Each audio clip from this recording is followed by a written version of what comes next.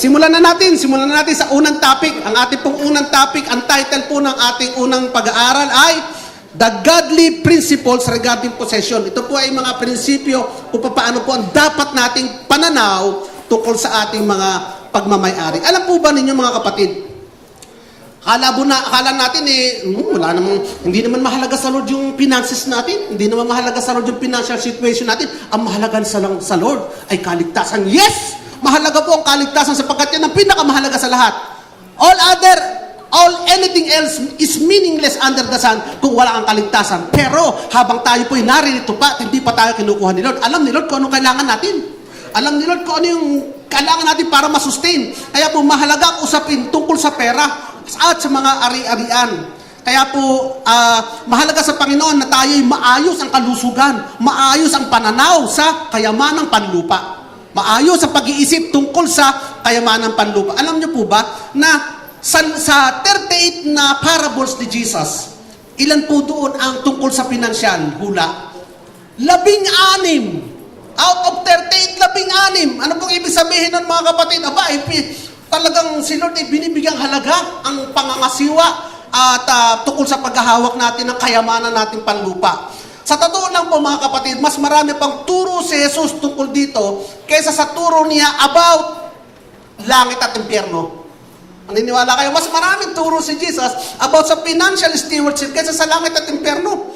Ang buong Biblia po ay naglalaman ng, tingnan niyo po ninyo, 2,000 verses. Address, wealth, and possession.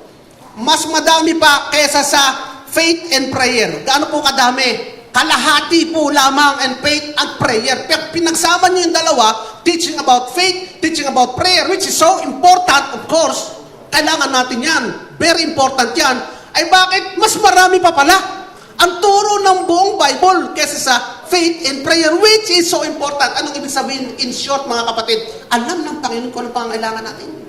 Alam ni Lord kung anong kailangan natin. Hindi nakatalikod si Lord, hindi nagbubulag-bulagan sa mga pangangailangan natin pisikal, sa mga pangangailangan natin para sa mga sitwasyon ito. Kaya sabihin niyo sa katabi niyo, alam ni Lord kung anong pangangailangan mo. Sabihin niyo, alam ni Lord kung anong kailangan mo. Hindi bulag ang Diyos sa pangangailangan mo. Kaya magpasalamat ka at narito ka ngayon sapagkat babaguhin ng Diyos ang ating mga pag-iisip. Kaya sabi nga, kailangan muna mabago ang ating pag-iisip. Kailangan muna magkaroon ng initial pananaw upang ma-experience natin ang nais ibigay sa atin ng Panginoon. Amen. Masama po ba ang pera? Masama po ba ang maging mayaman? Hindi. Kaya hindi ako naniniwala doon sa sabi ng isa, pumili kayo, mayaman na pupunta sa impyerno, o, tama, mayaman na pupunta sa impyerno, o mahirap na pupunta sa langit. Ba't ako pipili? Ay samantala ibibigay sa akin ng kayamanan, ibinigay na nga niya, at kalangitan. Amen. Ba't ako pipili? Palakpakan natin ang Panginoon. Ba't ka papapili sa walang opsyon? Ay samantala gusto ni Lord sa iyo yung the best. Kaya nga po, mahalaga sa Lord. Hindi po masama ang pera. At hindi po masama ang yaman. Sapagkat po ang pera ay amoral. Wala po yung moralidad. Yun po yung neutral. Hindi po yan masama at hindi din po evil. Pero, ito po ang tamang panukat kung ano naman ang moralidad ng isang tao. Kaya po pag chinek natin kung ano ang pinagkakagastusan niya, kung saan niya inuukol ang kanyang kayamanan, yun ang marireveal sa puso ng tao. Makikita mo ano ang mahalaga sa puso ng tao ito, kung saan niya nilalagak ang kanyang mga kayamanan. Kaya nga po sabi sa Matthew chapter 6 verse 21, ano po nakasulat doon? 6:21? Matthew 6:21, for whatever your treasure is, there your heart will also be. Ibig sabihin po noon mga kapatid, kung nasa saan ang yaman mo, naandun ang puso mo. Kasi yun ang yaman mo, yun ang mahalaga sa iyo. Kung ang yaman mo ay sa mga physical na pera o pananalapi lamang, naandun ang puso mo. Kung ang yaman mo ay pangmundo lamang, ay di ang puso mo ay nasa pangmundo. Kaya pag dumating ang panahon na sasabihin, dadating na si Lord, ikaw ngayon panic. Ayaw mo ngayon umalis. Ayaw mo ngayon magpakuha kay Lord, may iwan mo ang yaman mo eh. Kasi ang yaman mo ay nasa lupa lang. Kaya dapat ang yaman mo ay nasa langit. Mga kapatid, para ikaw excited. Amen? Amen. Pero pwede mong gamitin ang pinansyal na pera para mag-impok ng yaman sa langit. Tama po mga kapatid. Amen. Palakpakan natin ang Panginoon. Kaya po mga kapatid, hindi po kasalanan ang magkaroon ng pera at ari-arian. Maraming mayaman na ginagamit ang kanilang yaman upang makatulong, upang lalong lumaganap ang kaharian ng Diyos. Kaya nga, si Solomon, sino ang pinakamayaman na tao nung araw? Hanggang ngayon daw, sabi, yung daw yaman ni Solomon ay walang makakapantay. Ay si Solomon po ang pinakamayaman. Kung ang kayamanan ay makakasama, ay hindi na dapat binigyan ni Lord si Solomon ang napakaraming yaman. Sapagkat alam naman ng Panginoon na kung isang bagay makakasama sa hindi ito pinagkakaloob. Pero binigay niya ang napakadaming yaman kay Solomon sapagkat ang kayamanan ay hindi kasamaan. Ang puso ng tao ang nagpapasama. Kaya nga sabi, the root of all evil is the love of money. Hindi sinabing the money is the root of all evil, kundi the love of money. Amen mga kapatid. So ngayon po mga kapatid, hindi po dapat ang tao ay nakapokus sa materialism. Ang masama ay kung yung pera na yan ay yan lang ang nagpapaikot sa mundo mo. Ang pera o yaman, yan ka na lang umiikot, yan ang mundo mo, dyan na lang ang buhay mo, yan ang iyong sinasamba. Pag ang yaman ang iyong sinasamba, ang tawag po doon ay materialism. Materialism. At hindi po yan dapat ang reflection ng buhay ng mga ligtas na katulad mo na pupunta sa kalangitan. Hindi po dapat materialism. Tingnan po natin ang nakasulat po sa Ephesians sa Lucas chapter 12 verse 16 to 18. Una-una nga po, hindi naman tayo talaga dapat talaga nakapokus sa materialism. Bakit? Sapagkat ang sabi nga ni Lord, everything we need for life and godliness has already been given to us. We have been blessed with all spiritual blessing. Kaya basahin po natin itong Lucas 12. Sabi po dito, at isinalaysay niya sa kanilang isang talinhaga. Ang bukirin ng isang mayamang tao ay namunga ng sagana. Kaya nasabi niya sa sarili, anong gagawin ko? Wala na akong paglalagyan ng aking ani. At sinabi niya, alam ko na ang aking gagawin. Gigibain ko ang aking mga kamalig at magpapatayo ako ng mas malalaki. Doon ko ilalagay ang buo kong ani at mga ari-arian. At sasabihin ko sa aking sarili, marami ka nang naipon para sa mahabang panahon. Kaya't mamamahinga ka na lang, kumain at uminom at magpakasaya. Ngunit sinabi naman ng Diyos sa kanya, hangal ka, sa gabing ito'y babawian ka ng buhay. Lungkot.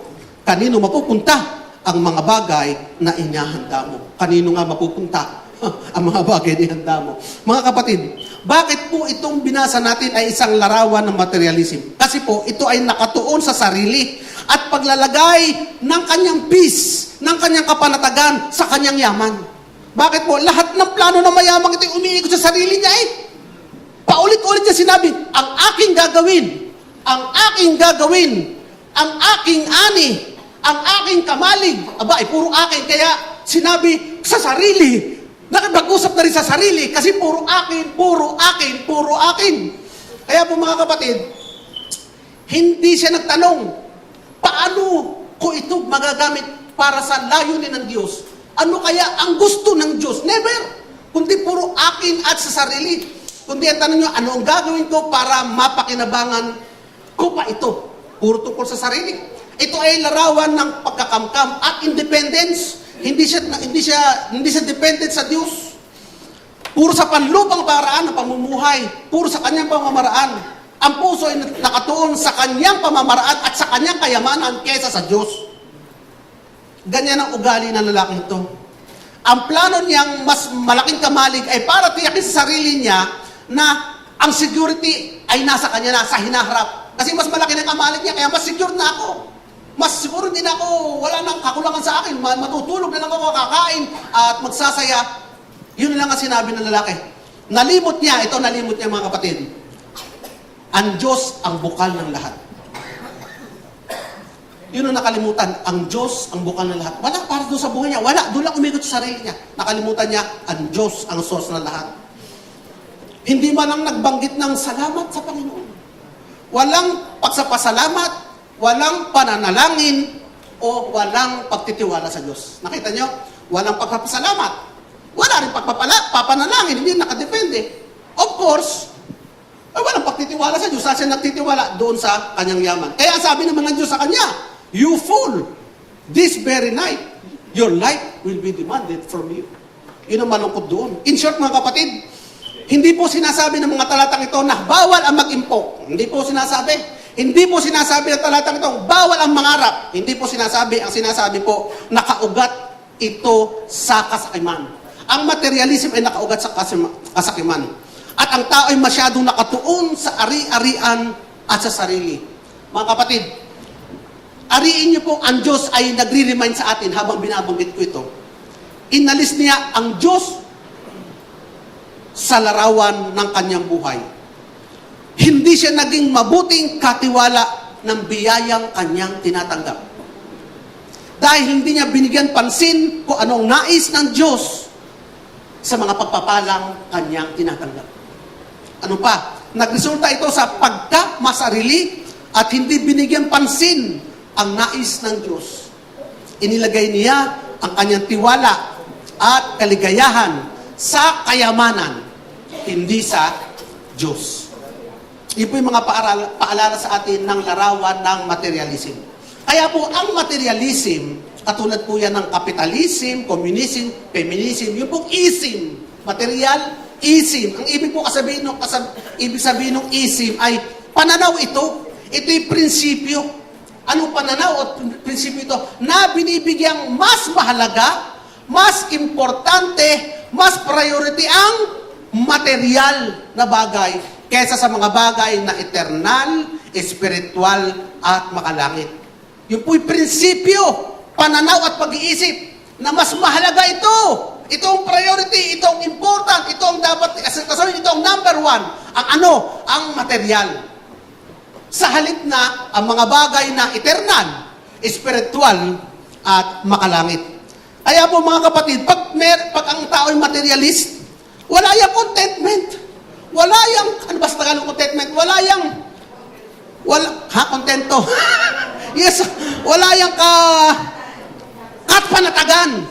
Kasapatan. Wala yung kasapatan. Hindi laging kulang at kulang. Kasi ang material na bagay ay hindi makasasatisfy sa'yo. Kaya pagka doon ka nakatiwala at humahanap ka ng satisfaction, ay laging kulang. Ay maliit pa rin ang bahay ko, kailangan ko pa rin na mas malaki. Ay maliit pa rin ang kaban ko, kailangan ko pa rin mas malaki.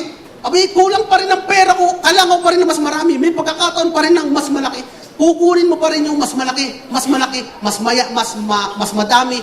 Kaya wala kang kasapatan. Kaya nga po, pagka nakadepende kayo sa material na bagay, wala kayong kasapatan. Kaya ano ginawa ng lalaki to? Ay, malaki na yung kamalig. Eh, hindi pa rin sapat. Nagpalaki pa rin. Kaya huwag kayong magko-compare din. Kasi pag materialist kayo, isang sign ng materialist, ay nagko-compare ka. Ay, mas malaki yung bahay. Mas maganda yung trabaho. Buti pa sila. Buti pa sila. Pag nagsimula kayong magsalitang, buti pa sila, tandaan nyo, nagsisimula na yung nagki-creep in yung materialism. At saka yung, kawawa naman tayo. Yung nagsimula kang mag-self-pity, mamaya ako didiscuss niya, madami dyan. Self-pity, kawawa naman tayo, dinadamay pa yung mga anak. Mga anak, kawawa naman tayo, buti pa sila. Anong ginagawa niya? Binibuild niyo yung materialist mind, materialism, sa prinsipyo ng mga tao na nakapalibot sa inyo. Kaya, huwag mag-compare at huwag mag-self-pity. Upang hindi tayo mahulog sa materialism, mga kapatid, binigyan tayo ng 3 bagay na dapat nating maitanim sa ating mga puso, matanggap at maunawaan. Upang hindi tayo matrap ng materialism, mga kapatid. Ano yung 3 bagay na yan? Number 1, God owns everything fully. Ang Diyos ang buong pagmamayari ng Diyos ang lahat. God owns everything fully. Number 2, God oversees everything faithfully. Matapat ang Diyos na namamahala sa lahat. Matapat ang Diyos na namamahala sa lahat. At number 3, God offers everything freely. Malayang nagkakaloob ang Diyos ng lahat. Pag po natanggap natin yung 3 yan, we can never be materialist. We will be cut off from the captivity of materialism, mga kapatid. Kaya number 1, discussin na natin, simulan natin ang talk number 1. Ito po, God owns everything freely. Ang Diyos ang nagmamay-ari ng lahat, buong pagmamay-ari. Ang Diyos ang nag-iisang may-ari ng lahat na mayroon tayo, mga kapatid. Alam niyo ba yun? Ang Diyos ang nagmamay-ari ng lahat, pati po yung mga, hindi lang ari-arian ninyo, hindi lang yung mga gadgets, hindi lang yung mga sasakyan, hindi lang bahay, hindi lang pagkain, pati yung mga mahal nyo sa buhay, pag-aari yan ng Diyos. Kaya kapag yung inyong asawa o yung mga anak ay ginagamit ng Diyos, huwag nyo nga agawin. Huwag niyong ipagdadamot sa Diyos. Ginagamit ng Panginoon. Sabi mo, huwag ka na muna pumunta sa church. Uy, kunin mo muna yung pinakukuha ko sa iyo, etc., etc. O, unahin yung mga, wala ka na makikitain dyan, huwag ka na. Ginagamit ng Diyos, pero ipinagdadamot mo sa Diyos, kapatid, yan ay pag-aari ng Diyos. Pero hindi na topic natin ngayon. Ha? Nadaanan ko lang. Kaya po mga kapatid, God owns everything fully. At tandaan natin mga kapatid, kung ang Diyos ang nag-aari ng lahat, tandaan nyo ha, kung ang Diyos pala ang nag-aari ng lahat, at ang Diyos na ito ay iyong Ama sa langit, ano ka ngayon? Tagapagmana ka ng lahat. Ano, that makes you what? Mayaman. Kung ang nagmamayari ng lahat ay Ama mo, ikaw din ay may porsyento. Ikaw din kahati sa pagmamayari ng lahat. It does not make you poor. It make you rich. Yung sabihin, wala kang pag-aari, kundi ang Diyos ay may-ari ng lahat ng pag-aari mo, it does not make you poor. It makes you rich. In fact, very, very rich. Amen mga kapatid. Kaya po, anong mayroon tayo mga kapatid? Yun nga, nasabi natin kanina, yung mga bahay, sasakyan natin, gadgets, pagkain, damit. Ang Diyos ang may-ari. God owns everything fully. Sabi po ng First Chronicles chapter 29 verse 11 and 12. For everything in heaven, heaven lang pala hindi, and earth is yours. Wealth and honor comes from you.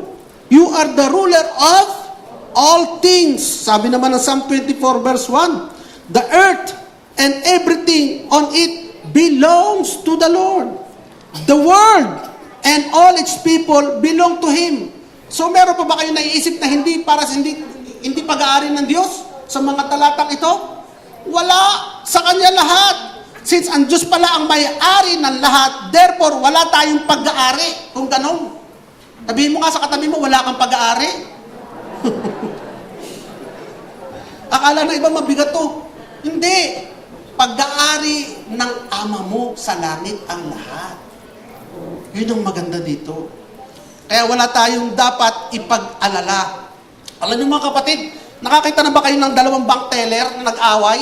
Sabi niyo isa, dapat mas marami akong receipt sa iyo, dapat mas marami ako, ay kayo mga customer, tinig kayo, yung malalaking deposit, tinig kayo. Nakakita na ba kayo sa bangko ng ganon? Nag-agawan ng customer? Hindi. Wala silang pakialam kung 5 ang deposit sa kanila. Hindi naman pwede mag-deposit ng 5. Ng konti lang o ng 1 milyon. Wala silang pakialam kung sino mas marami o sino kakaunti. Bakit wala silang problema? Bakit wala silang pakialam? Ay, hindi naman kanila yun eh. Hindi dapat nila paggawayan. Hindi naman kanila yun eh. Tulad dito si John Wesley, isang mangangaral na si John Wesley, nabalitaan niya nasusunog yung kanyang bahay. Anong sabi niya? Nasusunog. Hindi sinabi, nasusunog ang bahay ko. Ang sabi niya, nasusunog ang bahay ng Diyos. Kaya, nabawasan ako ng isang responsibilidad. Kasi alam niya kung sino may-ari, ang Diyos. Pero hindi natin kaya sabihin yun, pastor, nasusunog ang bahay. Nasusunog, sige, hiyaan niyo masunog at mawala responsibilidad. Kasi baka naman sabihin, kaya ko nga, sinunog. Ayaw mo alagaan ng responsibilidad. Hindi naman kayo. Pero naintindihan niya kasi kung sino ang nagmamay-ari ng kanyang mga hawak-hawak ngayon. Alam niya na responsibilidad lang yun. Kaya mga kapatid, we do not own anything. Kaya pag meron nawala sa atin, hindi talaga tayo ang nawalan. Dahil hindi naman pala tayo ang may-ari nun because God owns everything fully. At kung may nais ipagawa ang Diyos sa atin, tungkol sa mga ari-arian na yan, tungkol sa mga bagay na yan, tungkol sa mga sasakyan na yan, tungkol sa mga paghahawak mo ngayon, sabihin mo lang, God owns everything fully. Lord, you can use it as you desire. Kasi nga, if we do not own anything, and yet it is in our possession, anong tawag sa atin doon? Steward. Tagapamahala. COC. Ano nga yan? OIC pala, OIC. Officer in charge ka doon. Kaya nga, kung ikaw ay in charge doon, anong dapat mong gawin? You should take care of it. Steward kayo. Dapat pangalagaan mo naman. Hindi mo naman basta-basta hinalaang. Paano mo papangalagaan ito? Gagamitin mo to ayon sa uses o ayon sa instruction ng may-ari. Gagamitin mo ito ayon sa kagustuhan ng may-ari kung paano ito gamitin. Amen? Ay, hindi makaamin eh. Kasi it's easy said than done. Nasanay kasi tayo na it's mine. It's my own. Pag-aari ko ito. Pinag-ipunan ko to. Pinag-irapan ko to. It's easy to say that this building is for the Lord. Ay madaling sabihin, talaga namang for the Lord ito eh. Pero kung sinabi mong yung bahay mo ay kay Lord, abay teka, 20 taon ko hinulugan yan. Pinagtrabahuhan ko yan. Oh, hanggang ngayon, nire-repair ko pa. Kasabi mo, it's sa bahay, ito yung bahay ng Diyos. Madaling sabihin, si Macarius, yung ating service, ay sa Diyos. Oo, God can use it anywhere, everywhere na gusto niyang gamitin. Kung kanino man niya gusto paggamit, sige. Pero sabihin mo yung sasakyan mo, tika, hindi pa nga ako tapos maghulog. Ay sasabihin mo sa Diyos at pagagamit ko lang kung saan gustong gamitin ng Diyos. Ay sasabihin ng iba, abay, mabigat. Sasabihin natin na yung offering na yan, ay talaga sa Panginoon. Of course!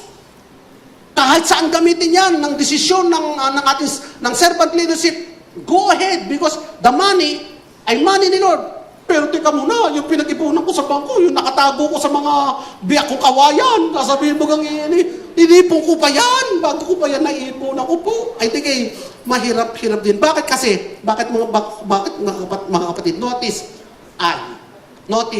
mine. Notice my work. Yun ang pagkakaiba. Teka, pinagtrabahuan ko yan. Teka, pinag-ipunan ko yan. Teka, naghirap ako dyan. Sino? Mine. Ako lahat ang gumawa. Alam niyo ba yung parable of the talents sa Matthew 25 verse 14? Ito po maganda mga kapatid. Yung parable of the talents. Basahin natin mga kapatid. Sabi doon sa Matthew 25 verse 14, yung he called his servants and entrusted to them. Anong iniwan niya? His property. Tinawag niya ang kanyang servant, iniwan ang kanyang property. Pagkatapos, sabi ni, bahala na kayo dyan. Sabi ni, nung master, ay di yung unang servant na binigyan ng 5, ininegosyo niya, naging 10. Yung isa naman, iniwanan ng 2, tinrabaho niya. Ay, mali, iniwanan ng, ng 2, naging 4. Tama. At yung isa naman, iniwanan ng isa, ginawa ng isa, binaon sa lupa. At pagkatapos, nung hinukay, talhati na lang, isa pa rin. Pero ganito mga kapatid, yung 2 na kumita ng 10 at yung isa na kumita ng 2, it doesn't matter kung 10 o 2, isa sinabi ng master, well done, my good and faithful servant, come into your enter into your master's joy. Ibig sabihin, success, approve. Pero yung isa ay failure. Bakit sinabi failure? Ay sabi, you wicked servant. Ano pang huli sinabi? Ay itapon niya sa labas, doon sa kadiliman where there is gnashing and weeping. Gnashing of teeth and weeping. There is a failure. Hindi ang failure ay kung magkano ang naibalik. It doesn't matter kung magkano ang naibalik. It doesn't matter din kung walang naibalik. Ang problema kapatid is yung, sabi nyo nga, mindset. Mindset. Anong ibig sabihin ng mindset? Yung katatayuan ng pag-iisip. Yung pag-iisip ng patatlong servant. Ano yung pag-iisip niya? Ito sinabi niya sa verse 24. Master, I knew you. Oh, alam mo sigurado I knew you to be a hard man, reaping where you did not sow, gathering where you scattered no seed. Ang kanyang pagkakaintindi kulang. Kulang ang pangunawa nito sa kanyang master. At sinasabi niya, ganito mga kapatid, sinasabi niya, ay ikaw naman ay kumukuha ng hindi mo tinanim. Ikaw naman ay nag-aani ng hindi ikaw ang naghasik. Ay hindi na lang ako maghasik. Hindi naman iyo kinukuha mo. Yun ang kanyang pag-iisip. Yun ang kanyang sinasabi. Sinasabi niya na, ako naman ang gumagawa. Ako naman ang naghahasik. Therefore, ako dapat ang aani. Yun ang sinasabi niya. Ako ang nagtanim, ako dapat ang aani. Yun ang kanyang pananaw. Sasabihin na iba, may point. Kulang ang kanyang mali. Kulang ang kanyang pangunawa. Bakit? Ano po mga kapatid? Anong kulang? Unang-una, kanino yung seed? Sa master. Pangalawa, kanino yung lupa? Sa master. Patatlo, kanino siya? Sa master. Bakit? Ano siya? Servant. Nakakita na ba kayo ng kasambahay? Magluto ka ng gulay o kaya magluto ka ng pagkain. Pagkatapos sasabihin ng servant, ayaw ko po. Bakit? Kaya may kumakain na hindi nyo luto. Kinakain nyo, hindi nyo naman luto. Abay, kanino ba yung iniluluto mo? Ay, di ba sa akin? Kos, ganito din. Servant ka. Anong ibig sabihin ng servant? Pagmamay-ari ka ng master. Either, sa modern times, bayad ka na! Bayad ka na! Servant ka! Pag-aari ka, kaya nga sabi, he called his servants. Tayo mga kapatid, we are servants of God. Hindi lamang tayo sahuran ni Lord, tayo ay servant. Bakit? Tayo binili niya eh. Binili niya tayo ng kanyang dugo eh. Mga kapatid, we are all servants of God. Kaya we are serving this faithful God. Ang maganda sa master natin, hindi master ito na walang hiya. Ito yung master na marunong magmahal sa kanyang mga servant. Master na palapakan natin ang Panginoon. Master who is taking care of his servant. Master who knows what the servant need. Itong master na ito hindi abuso. Itong master na ito ay nagmamahal sa kanyang servant. Kaya ang problema ng taong to is not kung siya nagtanim o hindi. The problem with him is yung mentalidad niya. Hindi ka dapat makishare sa akin dahil ako nagtatanim eh. Parang ganun. Hindi ka dapat makishare sa yaman ko, sa mundong ito. Ako naman ang nagtatrabaho. Ako naman ang nag-i-invest, ako naman ang namamalengke, ako naman nagtitinda sa palengke, ako naman nagtatrabaho, ako naman nagtuturo sa school. Lahat na ako naman. Nakalimutan mo na ba kapatid? Kanino ang seed sa Diyos na iniwan sa iyo? Kanino ang lupang pinagtataniman mo sa Diyos? At kanino ka? Sa Diyos ka pa din. Kaya lahat ng pag-aari mo ay sa Diyos pa rin. Kaya wala kang pwede sabihin, you are taking what you do not sow. Mali ka. Because everything is to the master. Kaya at the end, everyone will give an account. There is an accounting at the end. Tayo tatawagin lahat at ito tatanong nila, ano ang ginamit mo sa binigay ko sa iyo? Anong binigay? Ako naman nagtrabaho. Aba, nakalimutan mo. Everything in you comes from me. Even yung lakas mo ng pagtatrabaho mo, it comes from me. Kaya hindi mo pwede sabihin, ano bang iyo? Ako nagtrabaho mo. Mali ang iyong mindset. Kaya pag natanggap natin mga kapatid that everything comes from God and everything is owned by our God, magpapagamit ka. Hayaan mo, Lord, ikaw na po magdikta dito sa mga kayamanang iniwan mo para sa akin. Amen mga kapatid. God is a good master. Sabihin nyo ngayon?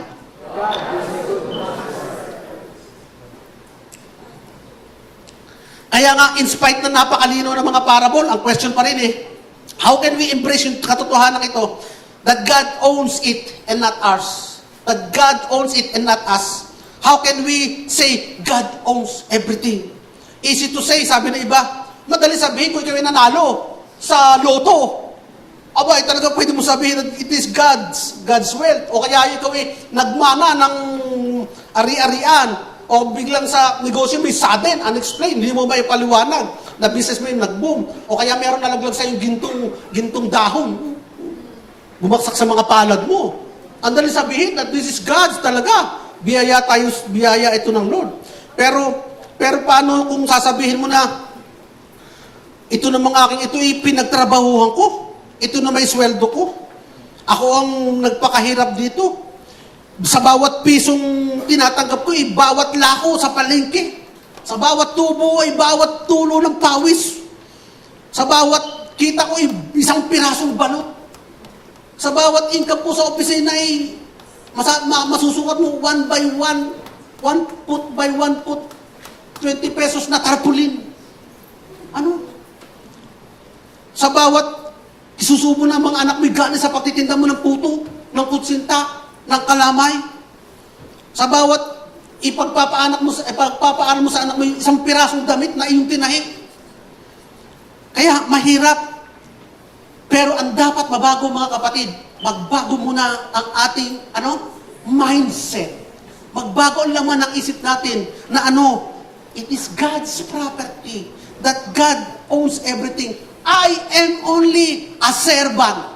I am only a servant. Every coin I have is because I work for it. Yun ang maling pag-iisip. Every coin I have is because I work for it. And it is mine alone. Yun po ang materialistic mentality na aalsin natin ngayon, natatapakan natin. Bagkus papalitan natin yun ng mentality na God owns everything fully. Amen mga kapatid. God owns everything fully. Amen mga kapatid. Naintindihan niyo na ba? Pwede niyo sabihin, everything I have. God owns everything. Amen mga kapatid. Number 2, bakit tayo ay may materialistic mentality o materialism? Kapag kasi nakikita mo na, ang Diyos naman ay hindi tapat na mga lagae. Ang Diyos naman ay hindi tapat mag-manage. Ang Diyos naman ay hindi fair magbigay. Ang Panginoon naman ay may paborito. Ang Panginoon naman ay parang nakakatulog minsan. Pagka ganun ang pag-iisip mo, magkakaroon ka ng materialistic tendency. Pero ano ang pangalawang katotohanan? That God oversees everything faithfully. Matapat na namamahala ang Diyos sa lahat ng bagay.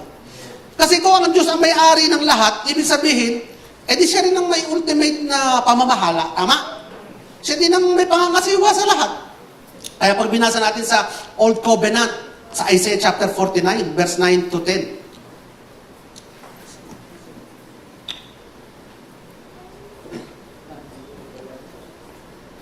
Remember the former things, those of long ago.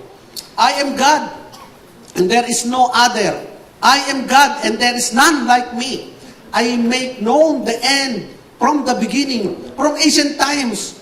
What is still to come, I say. My purpose will stand, and I will do all that I please. Sa Old Covenant, sinasabi niya, ako nakakaalam na simula hanggang sa huli. At lahat na nangyayari niyan, I do what I please. I do what I please. Siya ang may kakayanang mag-control ng mga mamahala ng mga bagay na ito. Pero ano sabi sa atin sa New Covenant? Sa New Covenant tayo ngayon, kung saan ikaw ay nakapaloob kapatid. Sa James chapter 1 verse 17, sabi dito, every good gift, every perfect gift comes from above. These gifts come down from the Father, the Creator of the heavenly lights, in whose character there is no change at all. Ang lahat ng mabubuting bagay ay nanggagaling sa Ama. Ito'y bumababa sa atin. Bakit? Ang karakter ng Diyos na mabuti, na nagbibigay, na nagkakaloob ng lahat ng mabuti, hindi nagbabago. Faithful siya from the very beginning, from the Old Covenant hanggang sa New Covenant.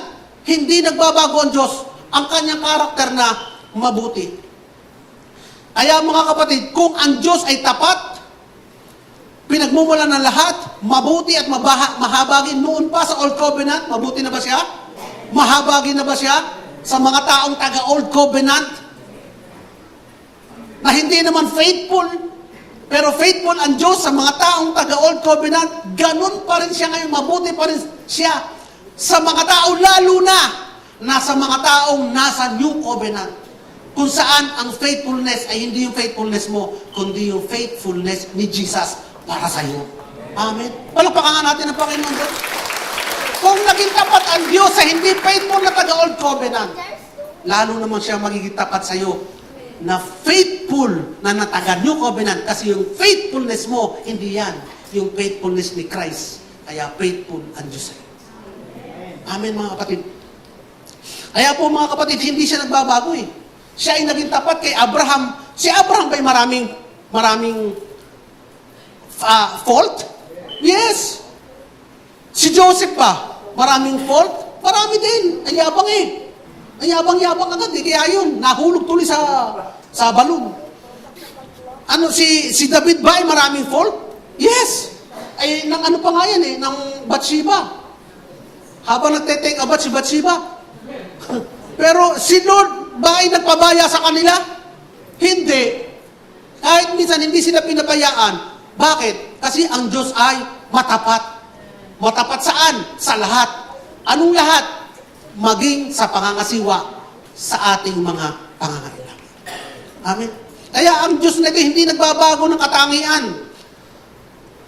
At ito ang ating batayan. Kaya pwede natin sabihin, Lord, alam ko pong matapat ka noon. Matapat ka pa rin sa akin ngayon. Kaya nagdududa ka, Lord, bakit sina Solomon binigyan mo ng ng yaman, ako'y walang kayaman-yaman. Sabi ko na nga sa inyo, huwag kayo magse-self-pity. Nasabi niyo, Lord, salamat po, matapat ka noon, matapat ka pa rin sa akin ngayon. You know? Because you oversees everything faithfully.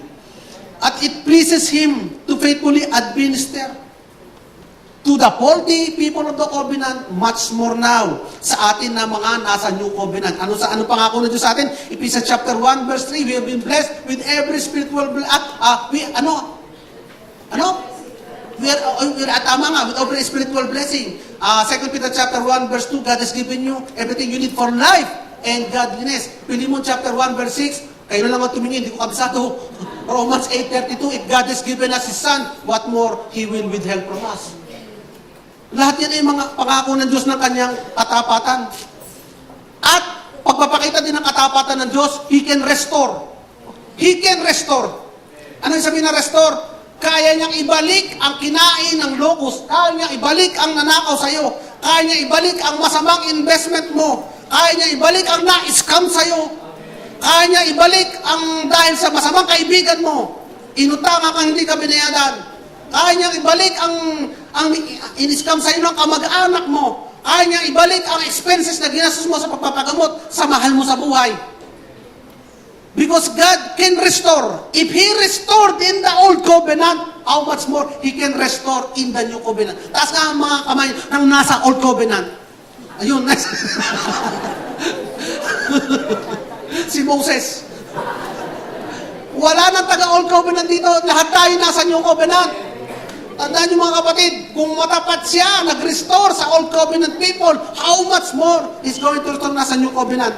Sabi ng Joel chapter 2, verse 25 to 26, I will restore to you the years the swarming locust has eaten, the hoppers, the destroyers, the cutters, and my great army, which I sent among you. You shall eat in plenty, and satisfied, and be satisfied, and praise the name of our Lord your God, who has dealt wondrously with you, and my people shall never again be put to shame. Hindi ka na mapuputo shame, mga kapatid. Kung dati nakaranas ka, it will be restored to you. Kaya nga, kung ginawa ng Diyos na magpanauli sa Old Covenant of the Law, mas lalo namang kalooban niyang mag-restore. Magpakailanman lamang dito sa New Covenant dahil nga kay Jesus and His finished work. From His death and His resurrection. Dahil sa kanyang ginawa, kamatayan sa krus at muling pagkabuhay, mga kapatid, God will, hindi lang can, will restore what the enemy has stolen. Isipin nyo nga anong nawala sa inyo, ano ang ninakaw sa inyo, ano ang nadikwat sa inyo, mga kapatid, ano ang ninakaw ni Satanas sa inyo, God will restore it. Because God oversees everything faithfully. Amen, mga kapatid. At kung sakali mang nakakaranas ka ngayon, mga kapatid, ng pagbabago na parang hindi maganda, ay huwag kang magdududa. Huwag mo sasabihin, Lord, ako yata yung pinabayaan mo na. Wag! May dahilan ang Diyos. At sasabihin nyo lagi, hindi nagbabago ang Diyos sa kanyang kabutihan. Mabuti ang Diyos. Kaya nga, pwede mong sabihin, umasa ka rin sa maganda, Lord, ako'y titingin lagi ng maganda. Kaya nga, huwag mong, yung lagi ko sinasabi, huwag kang magse-self-pity. Kasi ito'y kawalan ng pananampalataya. Sinasabi mo na, ito na ang buhay mo. Huwag kang magse-self-pity, mga kapatid. Dahil ang Diyos ay matapat at mabuti. Don't compare. Don't do self-pity. Tandaan, mga kapatid, anumang pangit na nararanasan nyo. Sabi, anong pangit ng mukha? Anumang pangit nang nararanasan yung mga kapatid ngayon, kaya itong pagandahin ng Diyos. Kayang baguhin na magpabiyaya ng Diyos. Bakit? Because it's God who oversees everything faithfully. Ako'y minakausap na matanda nung isang araw. Sabi niya, talagang nagbabago ang buhay. Hindi siya mananampalataya. Babago, bakit naman po? Abay, nung araw ay ako'y nagtitinda, ako'y naglalako, ako'y patikar na sa paglalako ng isda. Para may kainin. Ay ngayon ako'y patikar pa rin eh. Anong patikar? Patikar sa pamamasyal sa New York. Ay sa susunod sa Norway naman ako, mamasyal. Ay nagbabago talaga ang buhay. Ay ultimo nga yung anak ko na yan. Ay nung batang yan eh, siya ang magsusugal. Ay ngayon eh, siya ang sumusustento sa akin. Ay di nagbabago, mga kapatid, nagbabago. Tandaan niyo, mga kapatid, kung nagbabago ang buhay, nang hindi Siguro hindi naman siya mananampalataya. Hindi mananampalataya. Lalo naman tayo mga kapatid. Kaya-kaya baguhin ng Diyos ang buhay mo. Palakpakan natin ang Panginoon. Hindi ka habang buhay nakakayod lamang para sa isusubong mo. Umasa ka lang sa Panginoon sapagkat ang Diyos, uli, sasabihin ko sa inyo mga kapatid, ay matapat na namamahala ng lahat. Kung ang taong ito na hindi naman siya kilala ay nagbago ang buhay sa maganda, tayo pa kaya ng mga anak ng Diyos. Amen mga kapatid. Kaya nga sabi ng Romans chapter 8 verse 28, and we know, with great confidence, that God who is deeply concerned about us, sinabi pa, agad ito ba'y pinapasin tayo? Oo. Causes all things to work together as plan for good for those who love God, to those who are called according to His plan and purpose. Ikaw ba yung kapatid?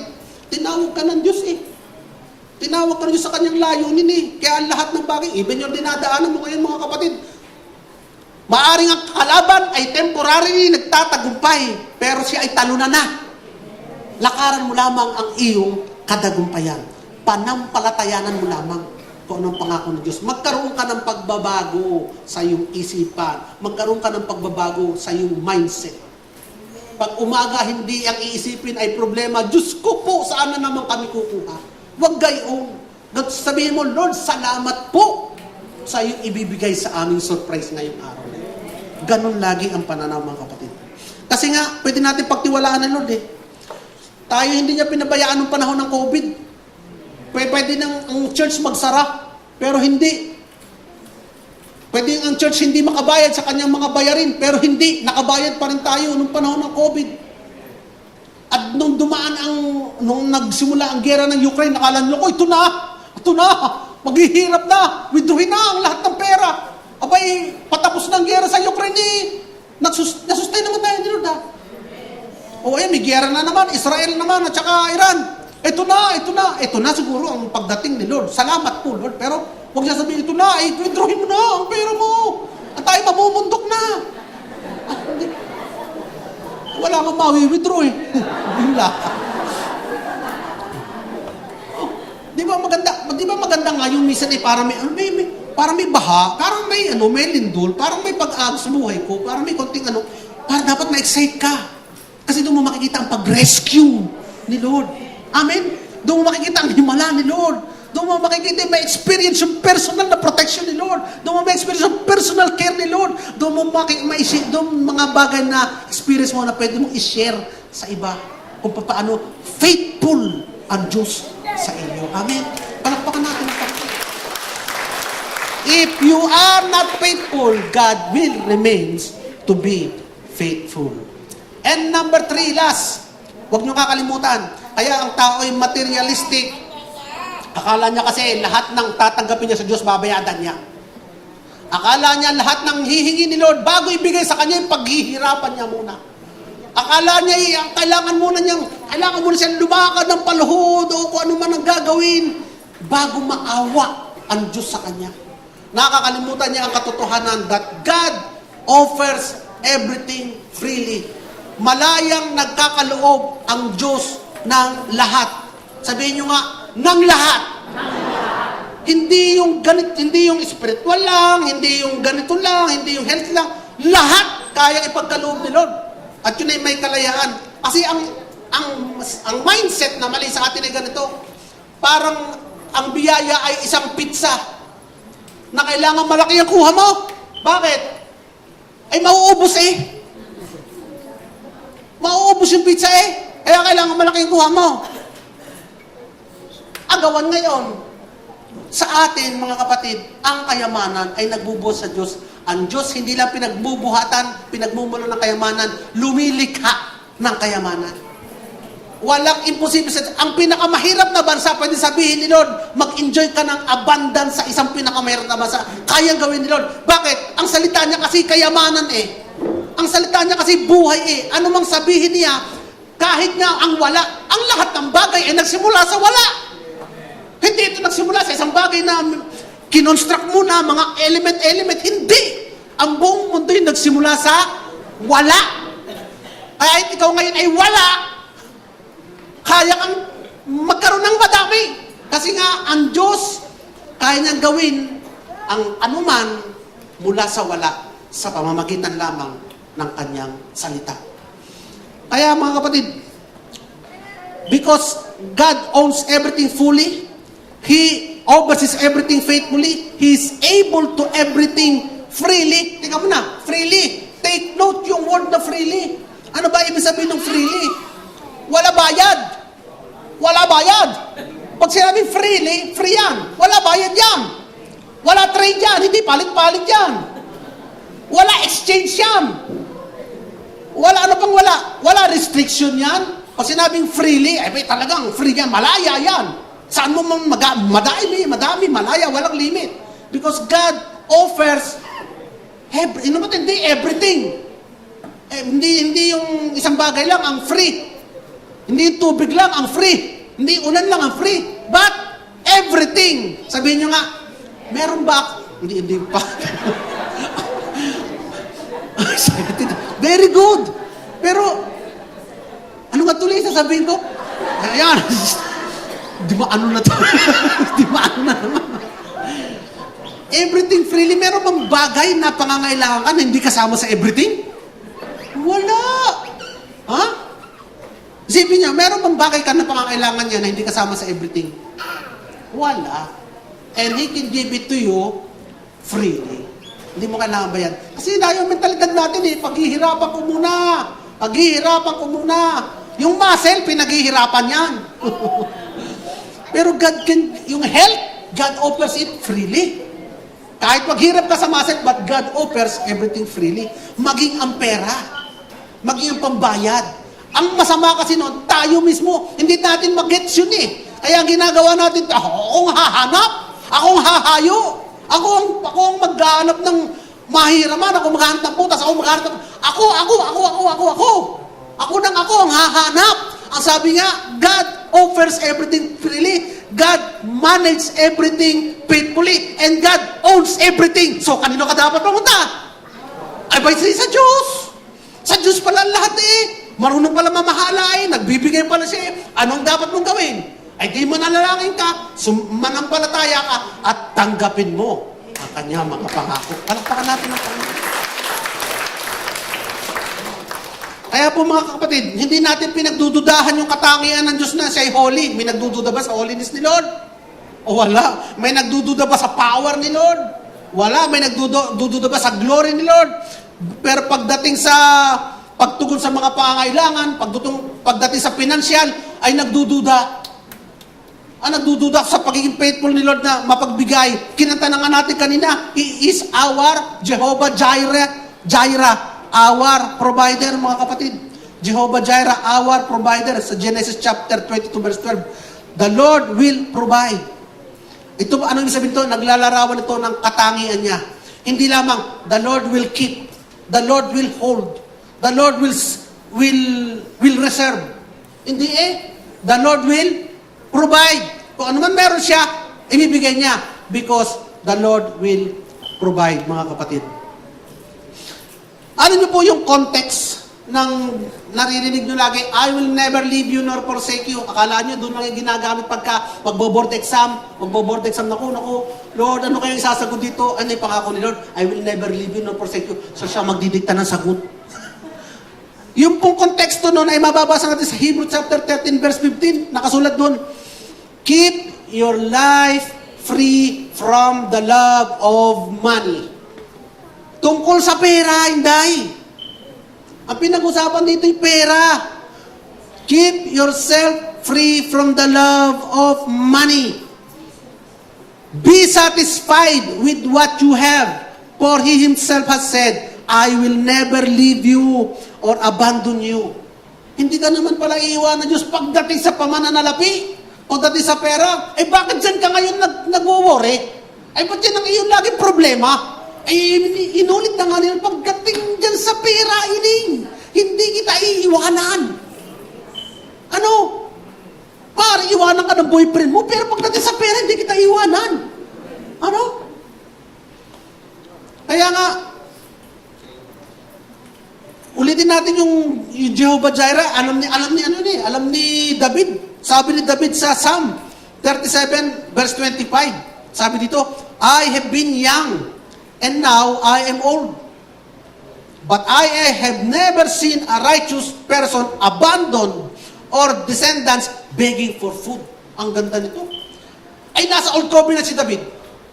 Pero kahit nasa Old Covenant siya, sabi niya, wala akong nakita na matuwid na tao, na bata pa nga ako, hanggang sa tumanda ako, wala akong nakita matuwid na tao na nanlimos, nang hingi ng pagkain.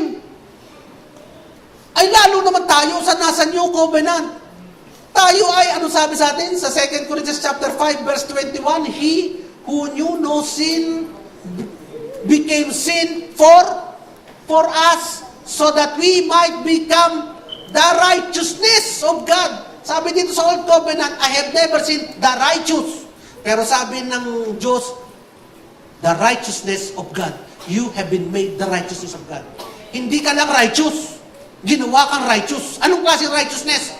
Righteousness ng Diyos. Walang kapantay na righteousness. Sa palagay nyo, itong nasa righteousness ng Diyos ay manlilimos, manghihingi, magmumukhang kawawa, magmumukhang kahiyahiya dahil sa panghihingi, sa pangungutang, sa pag-i-scam. Kung itong ang righteous na nasa Old Covenant ay hindi nag-beg ng pagkain, ikaw pa na nasa New Covenant, ang magbebeg ng pagkain, aba naman. Mga kapatid, kaya nga, if we know, kung alam natin that God owns everything fully, God oversees everything faithfully, and God offers everything freely, amen, kanya na, sakto, for us, na mga anak niya. Bakit? Ay dahil ginawa na nga ni Kristo ang dapat tapusin eh. Because of His work, because of His finished work on the cross, and His resurrection. Dahil inalis na niya lahat ng balakid. Inalis na niya ang lahat ng harang. Para yung pangako ng Diyos sa tanggapin mo, pinunit niya yung tabing ng harang ng pangako ng Diyos. Upang ang pangako ng Diyos ay pwede mong kunin at tanggapin. Mga kapatid, ngayon ka pa susuko. Ngayon ka pa mawawala ng tiwala. Kaya tayo hindi tulad ng mundo na nagpapagal, humihingal, hinihika sa paghahanap ng mga bagay na material, mga kapatid. Hindi tayo dapat hingal ng hingal. Hindi dapat pag-aalala at kapaguran para lang matiyak na may sapat tayong kayamanan, mga kapatid. Tanong, pagod ka na ba? Pagod ka na? Sa paghayo, sa paghingal, sa paghahanap? Humihingal ka pa ba? Tuliro ka na? Tuliro ka na ba? Tinatanong ko kayo, tuliro na ba kayo? Ngayon kung tuliro na kayo, ay di dapat magpahinga ka. Sinasabi ko sa inyo, kapatid, kung pagod ka na, kung tuliro ka na, magpahinga ka. Kanino ka magpapahinga? Magpahinga ka kay Lord. Magpahinga ka kay Lord at sabihin mo, Lord, ako po'y pagod na. Tuliro na. Sorry, nagkamali ako ng aking pag-unawa. Ngayon, naintindihan ko na. Kaya ngayon ako ay mapapanatag at magtitiwala at aasa sa lahat ng mabuti mong plano sa akin. Amen, mga kapatid. Palakpakan natin ang Panginoon. Bakit masasabi mo yun kay Lord? Kasi Lord, ikaw naman ang malayang nagkakalob na lahat ng bagay eh. Kasi Lord, ikaw naman ang matapat na namamahala sa lahat eh. Kasi Lord, ikaw din naman ang nagmamay-ari ng lahat ng bagay. Kaya bakit pa ako mapapagod? Bakit pa ako magiging tuliro? Kaya po, ang pang-araw-araw na buhay Kristiyano, hindi dapat umiinog sa ganitong alalahanin, kundi sa pagiging kontento sa kung anong meron tayo. Tandaan natin ang Matthew 6:31 to 34, favorite verse. Ano ang laman ng verse na ito? Matthew na Genesis. Matthew 6:31 to 34. Seek first the kingdom of God and all His righteousness, and all these things will be added to you as well. So, being content po is not worrying. And worrying is a sign of materialism. Guess nyo? Pag ikay worry sa material na bagay, that is materialism. Ano content? Not worrying. Thankful, being thankful. Kasi nga, if He can take care of the sparrow, yung mga ibon na hindi naman nagtatrabaho, ay pinakakain at hindi pinababayaan ni Lord. Yan, umuulan. lumalakas ang hangin. Wala kang basta makikita nalaglag na ibon dyan. Wala kang basta makikita. Ako ay nagtataka, wala ko bakit ang basang ibon ay naulan. Bakit kaya? May pakapote si Lord. May pakapote, no? Wala ko bakit ang basang ibon nabasa pagkatag-ulan. Tapos hindi rin nagugutom yung mga yan. Ay yung mga halaman, na mga damo na namumunga ng kagagandang bulaklak, sinusunog. Pero hindi pinababayaan nila. Binibigyan pa din ng magagandang kulay, magagandang ano Tayo pa kaya ng anak ni Lord. Gaano kaya kalaki ang difference naman natin sa ibon at sa damo? Gaano kaya kalaki ang value naman natin sa mata ng Diyos? Ikaw na anak niya, na binayaran niya, compare sa ibon at sa damo. Mga kapatid. Kaya nga sabi ng 1 Timothy 6:6-8, but godliness with contentment is great gain. For we bought nothing into this world, and we can take nothing out of it. Wala tayong madadala sa mundong ito. Paalala ko lang uli, meron ka lang madadala isang bagay sa iyong hukay. Ano yun? Pustiso. Yun lang ang kaya mo dalhin sa hukay. But beside that, wala ka nang madadala sa hukay. Wala ka nang madadala sa kabilang buhay. Baka nga isipin ng iba, ay pustiso pa rin dadala sa kabilang buhay. Sa hukay lang, hindi sa kabilang buhay. Kaya nga pag ang possession na yun nasimulang mag-control sa atin, doon tayo nagsisimulang maging materialist. At nagsisimula tayo ng maging uncontent. But, sabi sa verse 8, but if we have food and clothing, we will be content with that. Kontento na tayo. Bakit? Ang kakumpletohan natin, hindi natin kinakay Kristo Yung food at clothing, yun yung temporary immediate needs. Kung hindi tayo pinababayaan nila sa temporary immediate needs, merong worry ng worry, wala kayo kung isusubo bukas, subukan mo, gumising ka pa rin bukas, may susubo ka pa rin. Challenge! Maliban na kung ayaw mo talaga mag-breakfast, pero maliban na ayaw mo talaga magluto, baka may nagdating na ito, pang sinigang, luto, ayaw mo magluto, baka may kakainin pa din. Kung ayaw mo magluto, wala ka talagang kakainin. Kasi nakasunod din sa Biblia, kung ayaw magtrabaho, huwag pakanin. Pero mga kapatid, yung talagang ikaw ay walang-wala, sasabihin mo, wala akong isusubo, hindi mangyayari yan. Gigising at susubuan ka pa din ni Lord. Pakakainin ka pa din ni Lord. Kaya nga, if we have food and clothing, we will be content with that. Bakit? Because Jesus is our fullness. Jesus is our abundant life. Laging sabihin, Jesus is my abundant life. Jesus is my fullness. I am complete in Christ. Araw-araw, walang mintis, walang sandali. Pag nagsisimula ka na mag-worry, magiging materialistic, sabihin mo na sabihin yun, mga kapatid. And it shall be done to you according to your faith. Kaya nga mga kapatid, in conclusion, God owns everything fully. Sa Tagalog, ang Diyos ang may-ari ng lahat, buo. God oversees everything faithfully. Sa Tagalog, ang Diyos ang namamahala sa lahat. Tapat! God offers everything freely. Sa Tagalog, ang Diyos ang nagkakalob ng lahat. Malaya! In Jesus, may kadugtong pa yan, I am well supplied. Amen mga kapatid. Purihin natin ang Panginoon. Lord, salamat po sa umagang ito. Sinimulan mo ang iyo pong pangangaral sa isang napakagandang topic.